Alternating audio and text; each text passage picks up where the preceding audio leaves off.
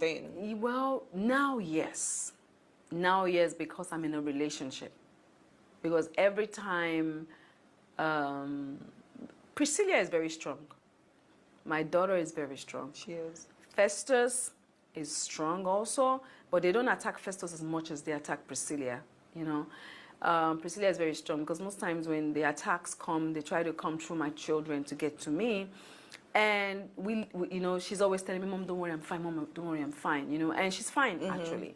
Until recently when she voiced out. I was in shock because I just landed America when I saw her write-up, and I was like, really? Oh my God. And that kind of like, okay.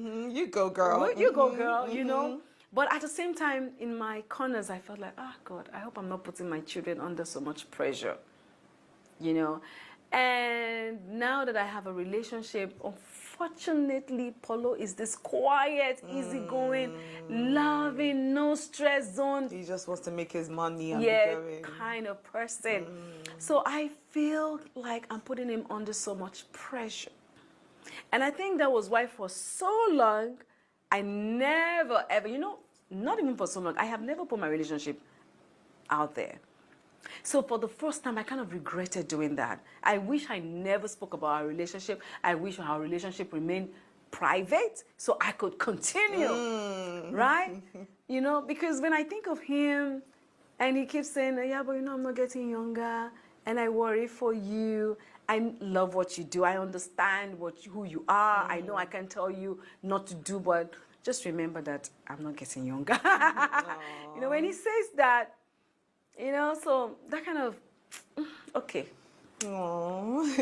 But I'm going to still keep doing what I believe in, but probably not put it out there like I do. But do you know, somehow, you know, as weird as it seems, but I feel like the country needs you.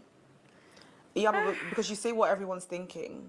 Yes. You do what everybody would like to do, and you have no fear. I used to think that I had no fears, but meeting you, I'm like, whoa, mate. Because me, I do things provoked, I have to be provoked to react, but you just act. Do you understand? You go with the way that you feel and you act. Yeah. And in a country like Nigeria where, yes, there's freedom of speech, but is there freedom of the speech? We don't know about that one. We don't know about that one. You say it as it is. Yes. Come whatever may be. Yeah, because, you know, one thing I have learned, you must know what to say, how to say it, and when to say it. And I remember when I was doing the rape issue, the young lady who was molested by one of my senior colleagues, I really didn't control my emotions then because I was outraged by what happened. And I think because I was also coming from that part where I have also gone through whatever she went through multiple times than hers. And I just felt like enough is enough. Right. You know, we need to start speaking up and fighting, you know, for the girl child, for the boy child, for all the children. And I was taken aback when I saw some adults manipulating the story and even coming for the girl child, you know, and for Princess. And that made me know that we have a long way to go in Nigeria. We have a long way to go in our country. And I noticed that if you watch, most times when I kick more on when I see my fellow entertainers doing wrong. I love that you call people out. Do you understand? I kick more because I feel like we are supposed to do right by our people. That's why we are entertainers. We are also evangelists because, you know, when we are acting the bad role, at the end of the day, something bad must happen to the person playing the bad role. We're preaching. We cannot be preaching and then doing the same bad thing that we're telling people that is wrong. You know, so for me, when a known person does something bad, it gets to me even more because I feel like, no, you have a lot of people that look up to you. You shouldn't be doing that.